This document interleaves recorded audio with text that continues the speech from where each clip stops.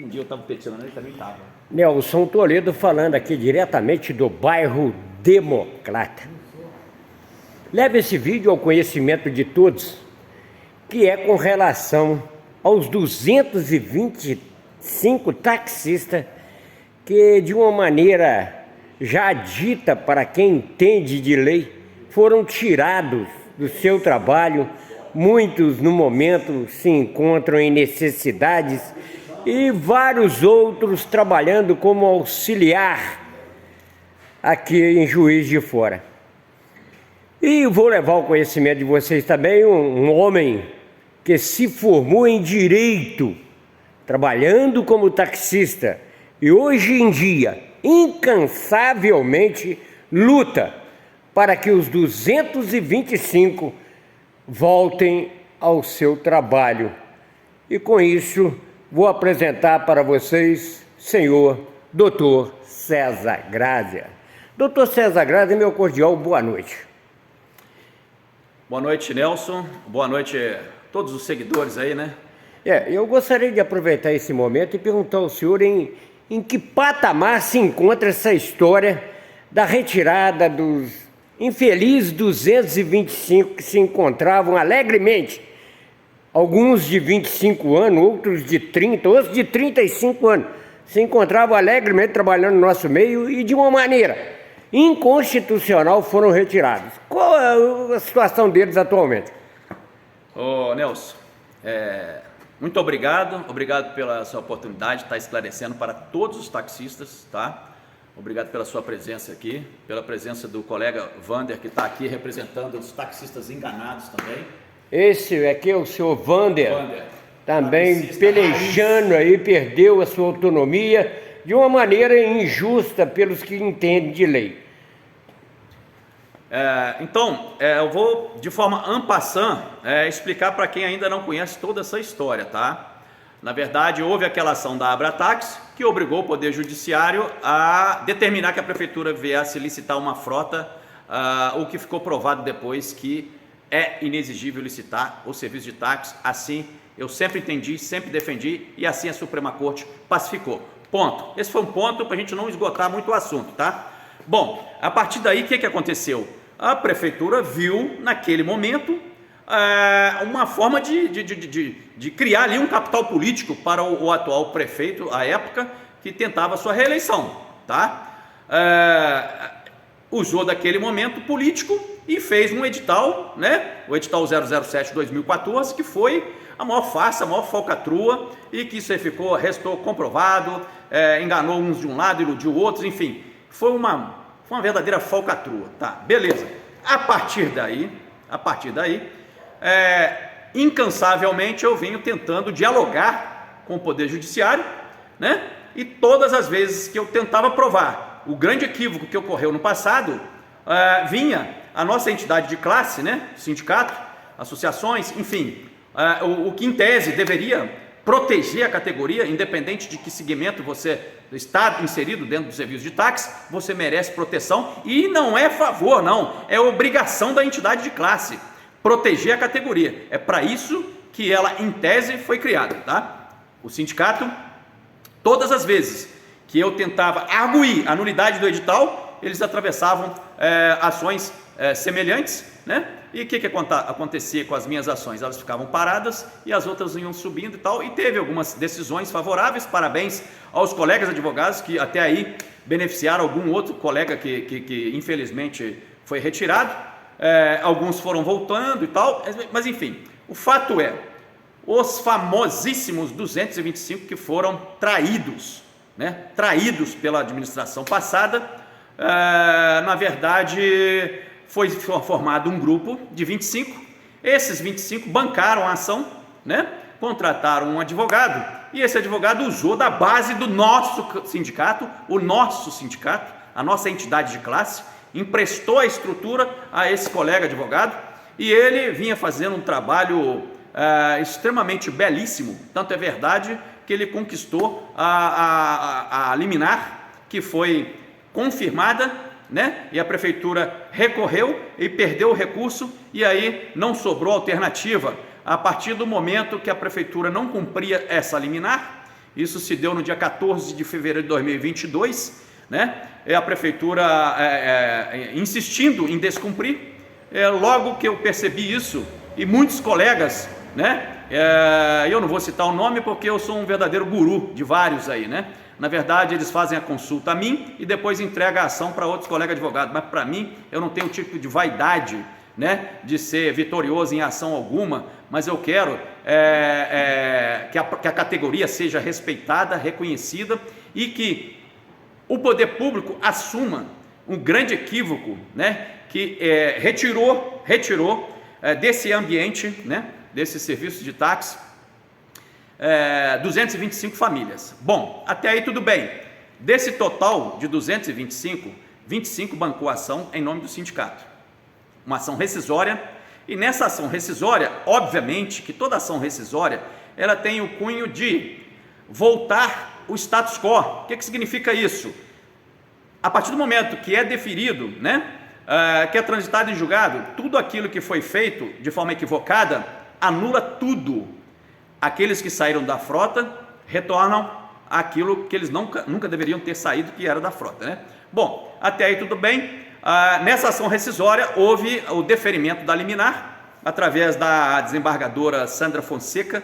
Sandra Fonseca é a titular da 6ª Câmara Civil do Tribunal de Justiça de Minas Gerais.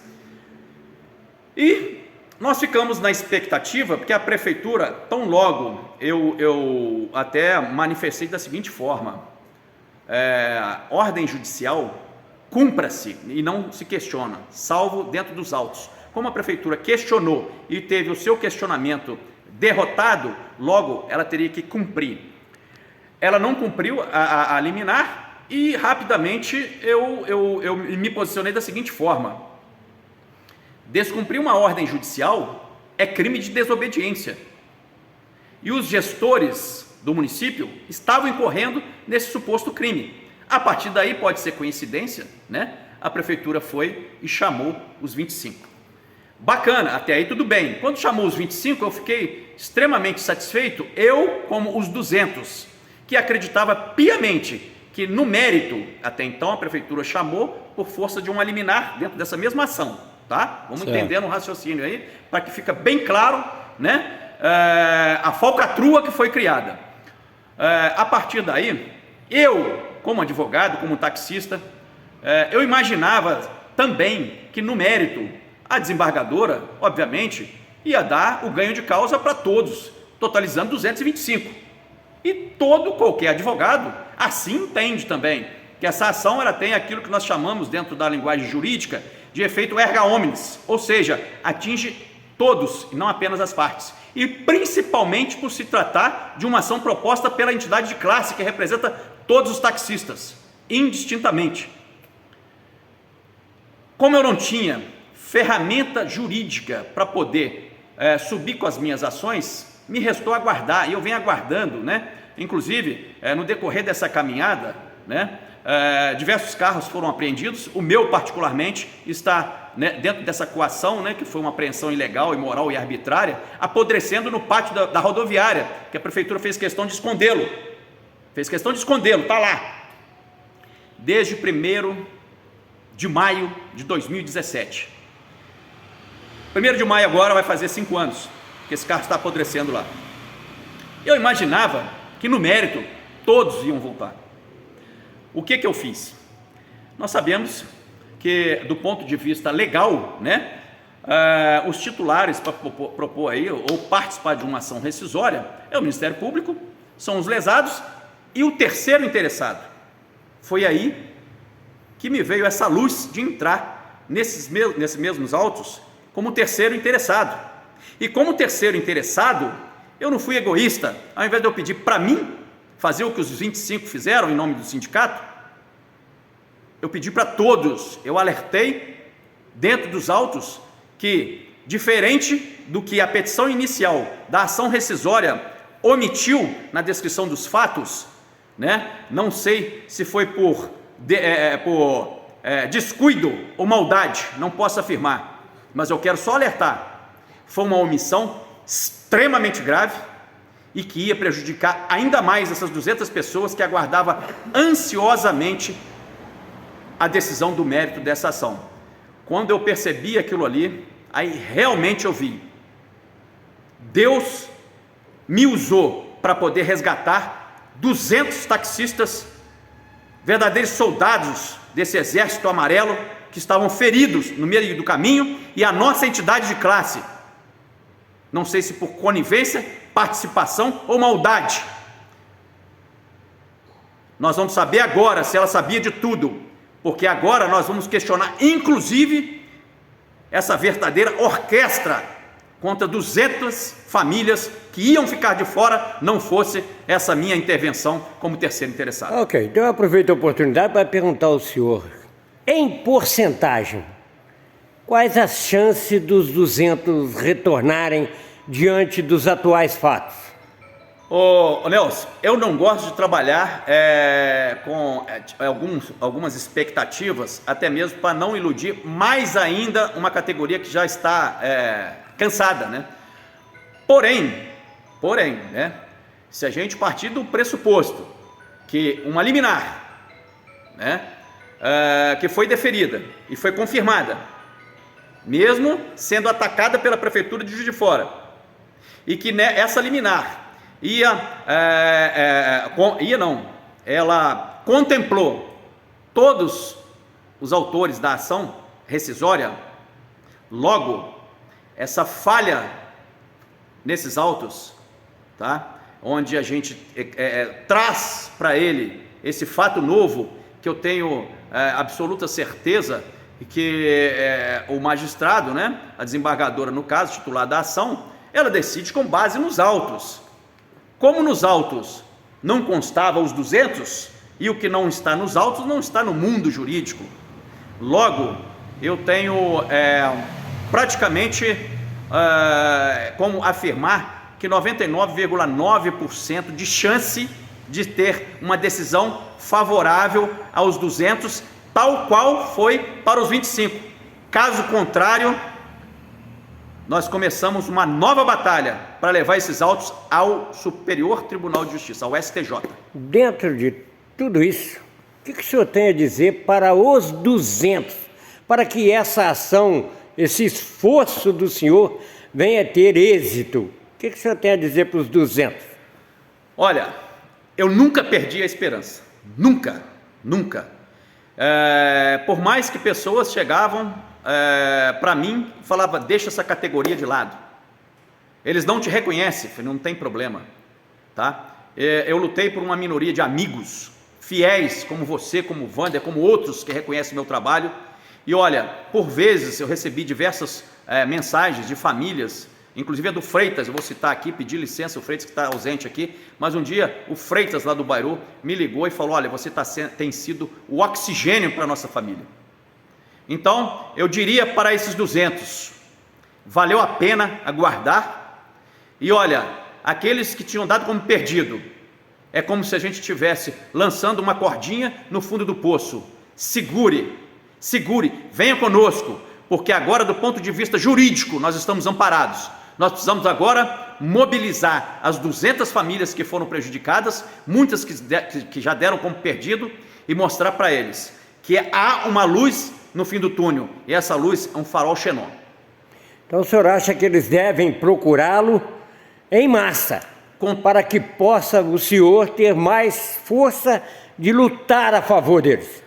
Olha, Nelson, com toda certeza absoluta, tá? Aqueles que não se interessarem, paciência, independente da força deles ou não, existe uma força jurídica, né? Se um vier junto conosco, esse um vai ser contemplado, 2, até porque muitos desistiram, né?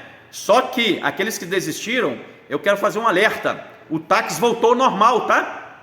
Não abra mão daquilo que foi direito seu, vamos resgatar isso aí, não desista, até por questão de honra.